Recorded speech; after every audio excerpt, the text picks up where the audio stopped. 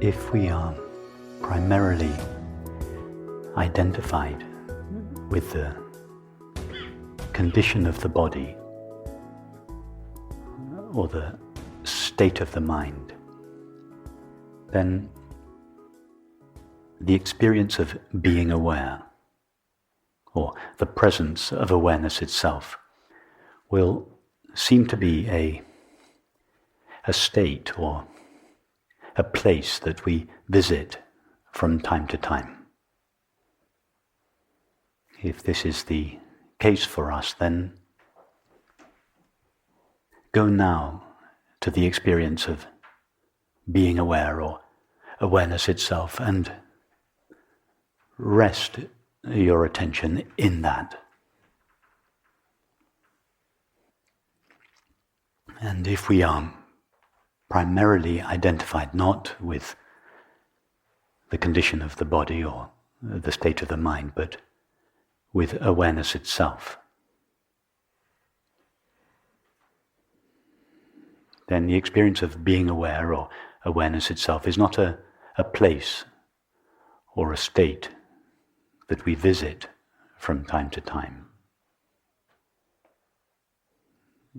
It is what we are. In which case we don't rest in that, we rest as that. In the first case, meditation will seem to be something that we do.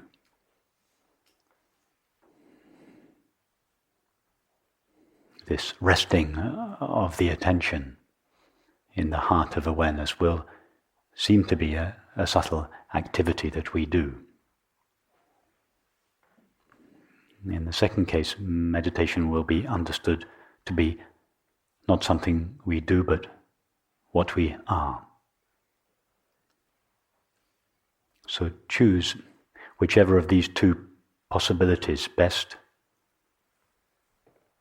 refers to your experience without considering that there is any hierarchy between them. For all practical purposes, they are the same. Either rest in awareness or rest as awareness.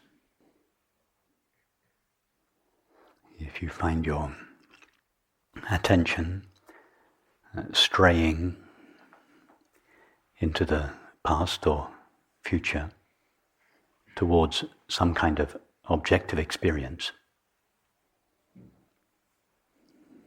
gently bring it back to its home in the heart of awareness.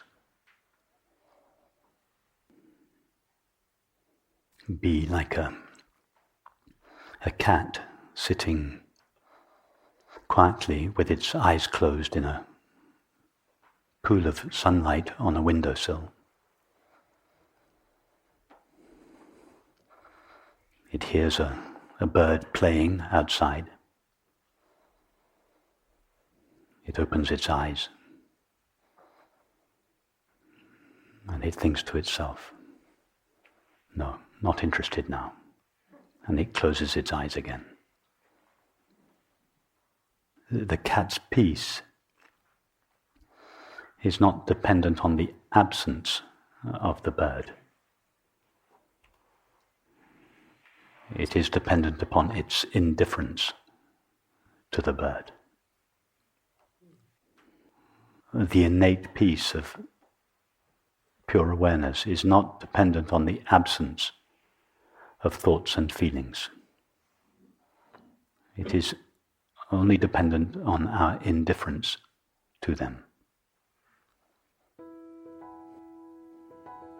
Simply be like the cat, bathing in the warm glow of awareness, irrespective of the content of your experience.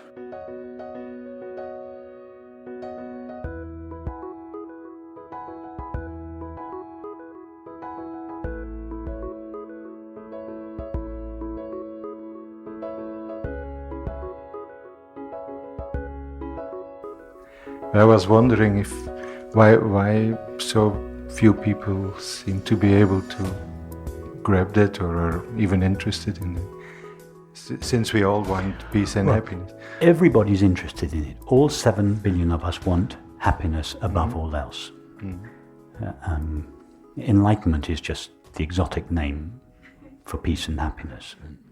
And everybody wants the same thing, but most people are still seeking for peace and happiness in objective experience, activities, substances, relationships, states of mind, etc. Now, what is it that puts an end to that search for peace and happiness in objective experience, or even gives us the inkling that maybe the peace and happiness for which we long will never be found in objective experience? What is it that triggers that possibility or that glimpse in us? I don't know. What did any of us here do to deserve coming in contact with the direct path? Have we all led such exemplary lives? And no. And why did, when we just heard something about non-duality or the direct path or the nature of consciousness or who I am, why did that little thought or the spine of a book that we saw in a bookshop or the YouTube clip with a title, The Knowing of Our Own Being, why did that sing out at us? Why did we click that YouTube clip or take that book out of off the shelf as opposed to any other thing that was on offer? What did we do? Where did the impulse come from? Did we earn it? I was just polite to a patient that sent the clip to me, and I exactly. I used to belong when I was my 20s and 30s to a kind of school of classical Advaita in London, and it was on a very busy street in London, and there were railings in front of the house, and between the railings and the house there was a gap of about a metre or so, and there was a drop down to the basement. And there was one person who was walking along, it was a very busy road, walking along in front of the house with some papers. A gust of wind blew up and he lost his papers, and they fell down through the railings into the basement of the house. He was walking to a meeting somewhere else, so he had to knock on the door of this Advaita school to retrieve his papers. So he knocked on the door, he was let in, the people said to him, okay, hang on, we'll take you downstairs. And he got his papers. The whole thing took about 10 minutes. But something during those 10 minutes impressed him. I don't know what it was, the quality of the conversation with the person who retrieved his papers, a book in the bookcase, the atmosphere, and something made him interested. So he asked the person, what is this place? What do you do here? And the person just said, oh, we're at a school of meditation and non-dual philosophy. Oh, he said, what's that? Anyway, he had to go to his meeting. He left. But 2 weeks later, he came back and he started attending meetings. And in the end, he started attending very regularly, and he learnt about non-duality. Just because his papers blew in through the railings. Mm-hmm. What did he do to merit coming across the non-dual teaching? We used to call him blown in by the wind.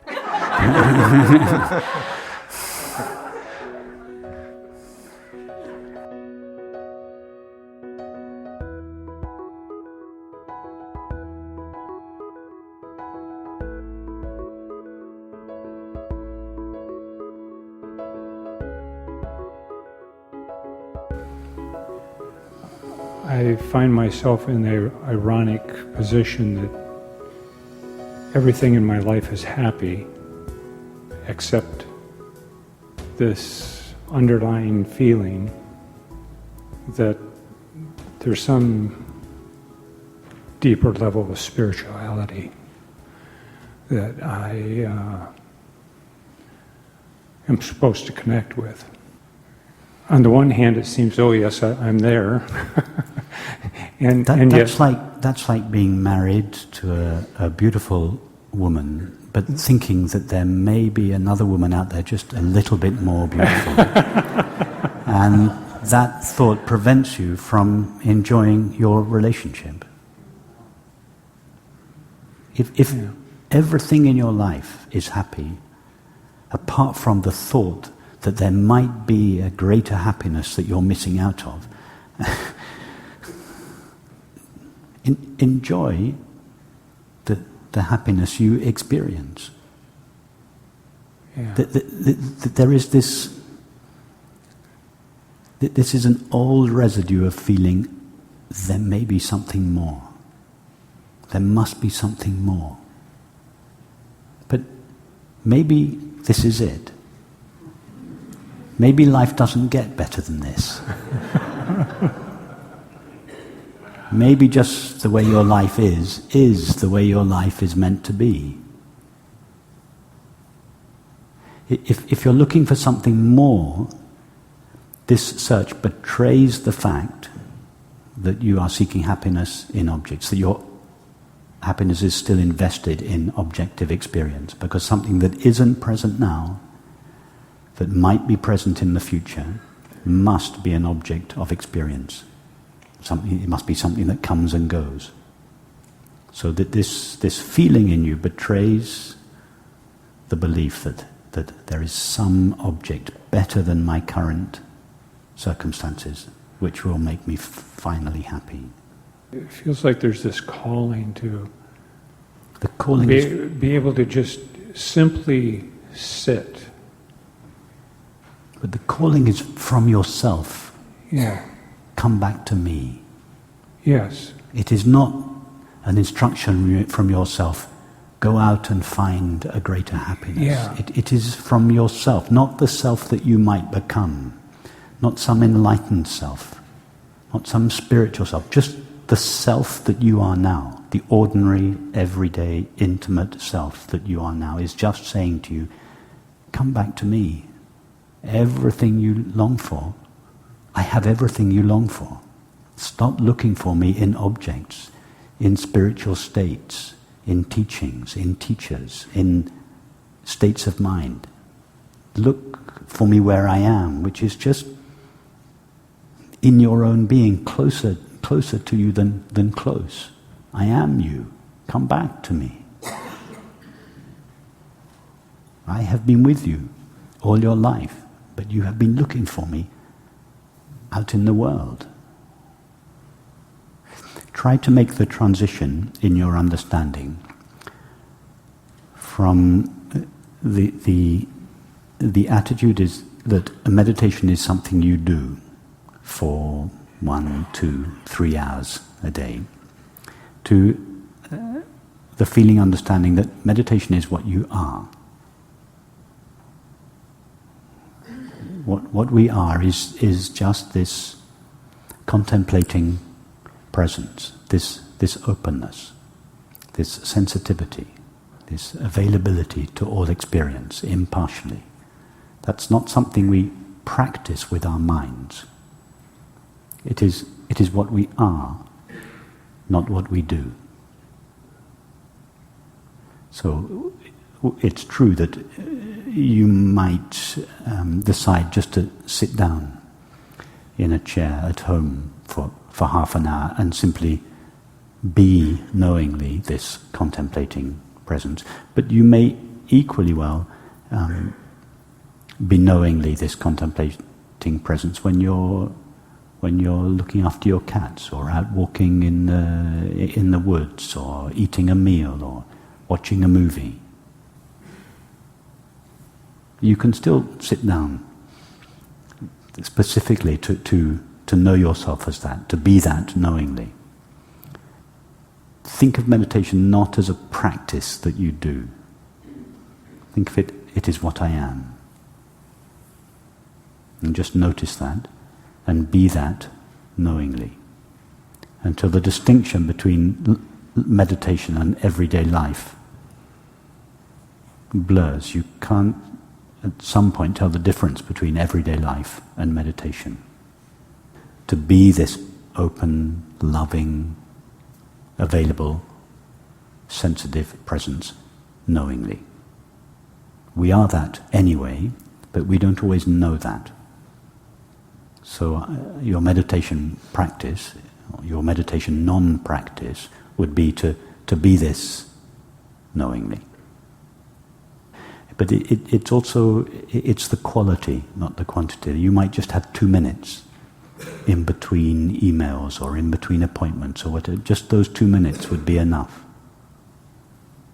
Just notice again that you were lost in thoughts, feelings. Go back to being knowingly this openness, this contemplating presence.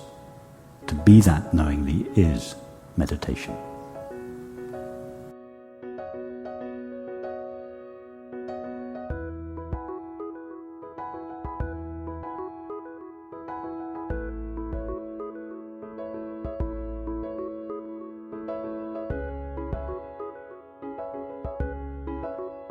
When you mentioned in yesterday's meditation that the intolerability of the discrepancy between the understanding of our nature with the felt sense has not yet come into alignment, has not yet been colonized by that understanding, like that the intolerable quality. I wanted to get up and shake you. I just got so excited to hear you acknowledge that, and I've just kind of been inquiring into that with myself. I suppose because that intolerability is just so delicious to me. Like it's become delicious to me. Like I always think of in The Wind and the Willows, the swallows are feeling the call to go south, and at one point they say, "We feel it stirring within us the sweet unrest." That call to reunite, to so thoroughly allow that colonization, that understanding. Yeah, it's just thoroughly delicious. Is it the mind that knows the intolerability, or is it like, where does that come from? That's kind of what I wanted to hear from you. Is like, well, whether we call it awareness that finds it intolerable, or the mind that finds it intolerable, or the separate self that finds it intolerable, however we intellectualize it and analyze it and describe it, whatever it is, it's you. It's you that finds it intolerable. If you find yourself in an intimate relationship getting hurt or upset or angry, you know that this reaction is not in line with your deepest understanding, and yet you feel the reaction. Your deepest understanding is true of you, and at the same time you are reacting on behalf of a self which you genuinely understand does not exist in the way you believe it to exist. So the discrepancy between your understanding and your feeling, and the way your feeling is expressing itself in this moment, are at odds with each other, and that is intolerable for you. Whether we call it the mind or awareness, it's you that finds it intolerable. That's the important thing. You are feeling, acting, and relating in a way that is not consistent with your genuine love and understanding. And for anyone who wants more than simply an intellectual understanding of their true nature, and the implications of that understanding in the realm of activities and relationships, that discrepancy is intolerable. And it obviously is for you. it's so exciting because it's like that intolerability. It's like it's this beautiful flag that it's like a residue that awareness left. It's like, hey, remember. It's like, yes. you like yes. you It's took on like it. you're right. That intolerability is like a red flag or a call from awareness saying, please take me more deeply into your experience. I have struck your mind, but I want to strike your heart. I have invaded your mind, but let me into your heart and your body. Your heart and your body and your world.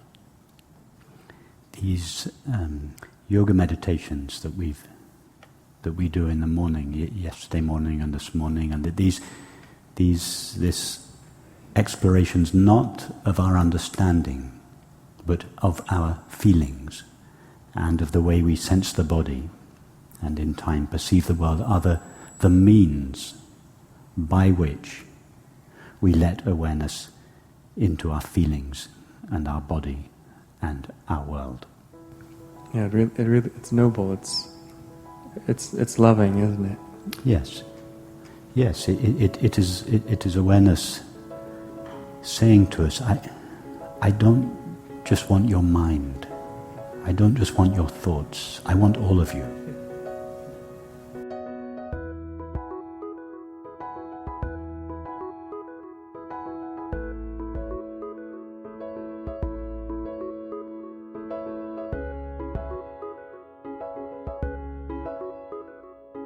Hi, Rupert. I wanted to say thank you for some of your explanations. Literally, sometimes I want to like cheer and whistle and clap. And I've said it to some other people, and they agree. A lot of people feel the same way. It's so unbelievable to hear it. My question is more about when we leave here, and I'm sure people have asked it in different formats. But when I'm here, any seeming issue or problem, something like that, I don't even know it. It's non-existent. When I go back to my daily life, I am quickly drawn. My sky, you could say, seems to cloud up pretty easily and quickly, and generally with not healthy, activities and stimuli. So, from the time of that initial falling back and clarity, until it does come through the body fully, in that in-between time, or a seeming in-between time, what do you do? You just... You're like the little snail this morning that lost its mother. Yes, I am the little snail, yes. You've drifted away from what you call here, your home, the place of peace, and you have not yet realized that you take it with you wherever you go. You said when we leave here, you say when I'm here, I'm in touch with this peace, and it, at least to some extent, it infiltrates my thoughts and feelings, and as a result has an effect on my activities and relationships. And then when I leave here, the old patterns come back. But what are you really describing as here? Tell us about the place called here. The place where everything is okay, the place of peace. Yes, and it seems like a clarity of mind. Like yes. The place you call here is not a place called Garrison. The place you call here is the place where my experience takes place. Have you noticed that wherever you are in life, it's always here? Yes. So here cannot be a place in Garrison, because you also call it here when you're in New York or wherever it is. So here is always the place at which, or the place in which your experience takes place. So, and you take that place with you wherever you go. That is the place of peace. So what happens in in Garrison is that we are continually taken back to that place, not just it's not just described. We don't just think about it and talk about it. We actually take the journey with each other. We go for the walk, and we return, or seem to return, to this place we call home, the place of peace, the contemplating presence of awareness. And like the little snail this morning, we don't really we associate that place with a location in space called Garrison, or with a person, a teacher, or a teaching. But it's not dependent on any place or any person or any teaching. We take it with us wherever we go. And all that is necessary is to continually visit it over and over again until you don't just visit it temporarily and then go back to your life, but you begin to to stay there. And in time you move in. It's not just a place you visit from time to time, it's the place you live. And then you don't mind whether you're in garrison or in the subway or at home with your family or at work, or because this placeless place called here is with you all the time. And its peace is available. So to answer your question, what to do? Just go back again and again to yourself. And to begin with, you may feel you just glimpse yourself briefly before the cloud cover, just to thoroughly mix my metaphors, just before the cloud cover comes back again. And then you have to take the journey back and walk yourself back. But the next time you walk yourself back, it doesn't take you quite as long as it took you the first time. You know the pathways, you find your way back more easily. So the pathway is shorter, and you notice the next time you return to yourself that you are not so easily taken out of yourself. So it takes, the cloud cover needs to be a little denser the next time. But sure enough, sooner or later you're taken out of yourself again. So again, you make your way back. But again, this time when you make your way back, you find it takes less time. You go there more directly. And when you're back in this place called here, this placeless place called here, and you're in touch with its innate peace, fewer and fewer experiences have the capacity to take you away from this place. And you just keep on visiting this place. Take all the pathways that are suggested here until it begins to be not just a place that you visit from time to time, but a place where you reside, until you feel this is my default now. This is the place I live, and I take this placeless place with me wherever I go. So remember that beautiful poem by E. Cummings called "Love is a Place." Love is a place, and in this placeless place of love, move with brightness of peace all places. Yes is a world, and in this world of yes, live, skillfully curled, all worlds. Love is a place, and in this place of love, move with brightness of peace all places. Yes is a world, and in this world of yes, live, skillfully curled, all worlds.